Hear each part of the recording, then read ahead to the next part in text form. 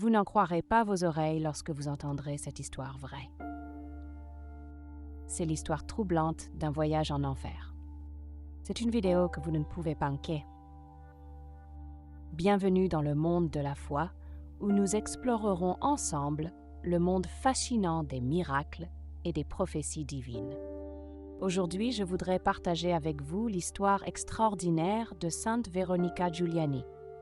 Sainte Véronique a eu de nombreuses visions incroyables, notamment concernant l'enfer, et à la demande de la Vierge Marie, elle les a écrites en détail dans son journal afin que son message puisse être diffusé dans le monde entier.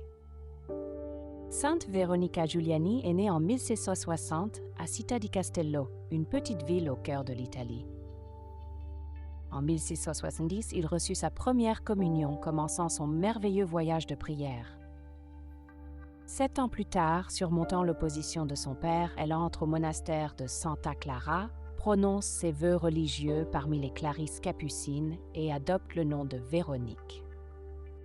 Tout au long de sa vie, Sainte Véronique Giuliani a répondu aux nombreuses bénédictions qu'elle a reçues, en s'offrant victime pour la rédemption de tous les pécheurs et infidèles, ainsi que pour le triomphe de l'Église.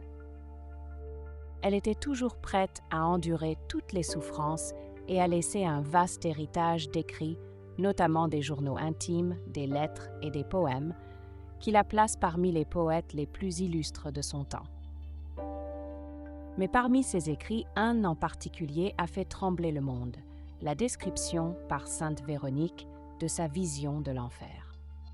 Avant de continuer, nous vous demandons de prendre quelques secondes en vous abonnant à notre chaîne et en aimant cette vidéo.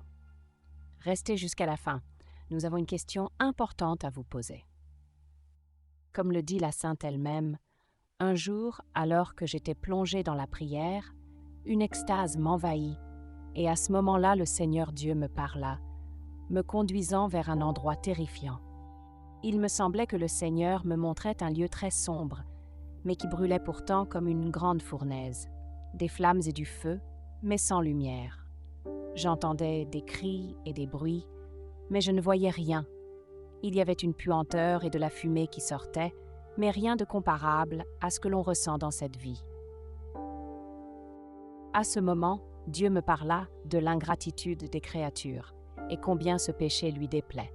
Et ici, il se montra devant moi, tout souffrant, flagellé, couronné d'épines, avec une lourde croix sur les épaules. Regardez et contemplez bien ce lieu qui ne finira jamais. Là demeure le tourment de ma justice et ma sévère indignation. À cela, je fus assailli par un grand bruit, et de nombreux démons apparurent, tous enchaînés, ayant attaché des bêtes de diverses espèces. Ces bêtes transformées en hommes, mais si effrayantes et difformes qu'elles inspiraient plus de terreur que les démons eux-mêmes. Je tremblais de partout, et je voulais me rapprocher de l'endroit où se trouvait le Seigneur, mais même si l'espace était limité, je ne pouvais plus m'en approcher. Le Seigneur dégoulinait de sang et sous ce poids lourd, ô mon Dieu, je voulais recueillir ce sang et prendre cette croix, désireux d'en comprendre le sens. En un instant, les figures des bêtes réapparurent, puis elles tombèrent toutes dans cet endroit sombre. Ici, j'ai eu un nouveau ravissement, et il m'a semblé que le Seigneur me faisait comprendre que cet endroit était l'enfer, et que ces âmes, tuées par le péché, étaient devenues comme des bêtes sauvages. Et parmi eux, il y avait aussi des représentants religieux. J'avais l'air transporté dans un endroit désert, sombre et solitaire, où l'on n'entendait rien à part des cris, des hurlements, des sifflements de serpents, des bruits de chaînes, de roues, de fer. Le son retentit si fort qu'à chaque coup, je pensais que le monde s'effondrait et que je ne pouvais ni parler ni invoquer le Seigneur. Il me semblait me trouver dans une situation de châtiment et de mépris de Dieu à mon égard pour les nombreuses offenses commises contre sa divine majesté. J'avais tous mes péchés devant moi comme une flamme de feu, mais je ne voyais aucune flamme. J'ai entendu frapper, mais je n'ai vu personne. J'ai senti quelque chose comme une flamme de feu s'approcher et me frapper au milieu de tant d'obscurité. J'ai cru voir une petite lumière dans l'air. Petit à petit, Il s'est tellement élargi qu'il a semblé me soulager de ses douleurs, mais je ne voyais rien d'autre. Ce n'est là qu'une des nombreuses visions extraordinaires que le Seigneur a accordées à Sainte Véronique Giuliani. Mais cette douleur et cette souffrance n'étaient pas seulement un avertissement pour elle. Il fallait que ce soit un avertissement à partager avec nous tous.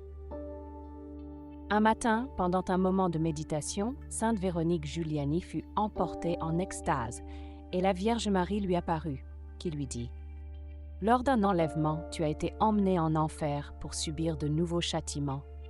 Et à ton arrivée, tu as vu que de nombreuses âmes y tombaient, chacune avec son lieu de tourment.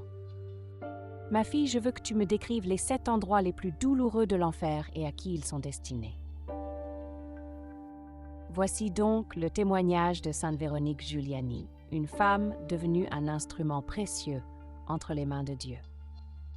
Par sa vie exemplaire et les visions extraordinaires qu'elle a reçues, cette sainte est devenue la porte-parole du message divin, nous montrant le chemin de la rédemption et nous avertissant des terribles dangers qui guettent l'âme du pécheur.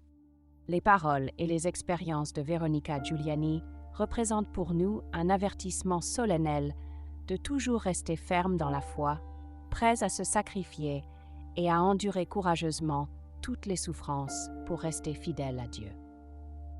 Engageons-nous donc à garder jalousement ce précieux témoignage, à le méditer et à le chérir pour notre vie spirituelle. Que l'exemple de Sainte Véronique Giuliani nous encourage à devenir des instruments dociles entre les mains de Dieu, prêts à accomplir sa volonté et à diffuser son message de salut. Maintenant, rejoignez-moi dans la prière pour remercier le Seigneur pour la vie exaltée de cette merveilleuse femme de foi. Que vos visions de l'enfer avertissent ceux qui sont sur le mauvais chemin. Maintenant, ferme les yeux, ouvre ton cœur et dis avec moi : Notre Père, qui es aux cieux, que ton nom soit sanctifié, que ton royaume vienne, que ta volonté soit faite sur terre comme au ciel. Donnez-nous aujourd'hui notre pain quotidien. Pardonne-nous nos dettes, comme nous pardonnons à nos débiteurs, et ne nous abandonne pas à la tentation, mais délivre-nous du mal. Amen. Je vous salue Marie, pleine de grâce, le Seigneur est avec vous. Tu es bénie entre les femmes, et béni est le fruit de tes entrailles, Jésus. Sainte Marie, Mère de Dieu, priez pour nous pécheurs, maintenant et à l'heure de notre mort. Amen. Merci d'avoir regardé cette vidéo. Maintenant, je veux vous laisser avec cette question. Que pensez-vous de cette incroyable histoire de l'enfer de Sainte Véronique? Écrivez votre réponse dans les commentaires, votre témoignage est précieux. Si vous êtes arrivé jusqu'ici, cela signifie que vous aimez notre contenu. Pourquoi ne pas nous aider à grandir encore plus en vous abonnant à la chaîne? Et si vous avez aimé cette vidéo, n'oubliez pas de nous laisser un joli like. C'est la meilleure façon de nous faire savoir que vous aimez notre contenu et que vous souhaitez en voir plus. Rendez-vous dans la prochaine vidéo.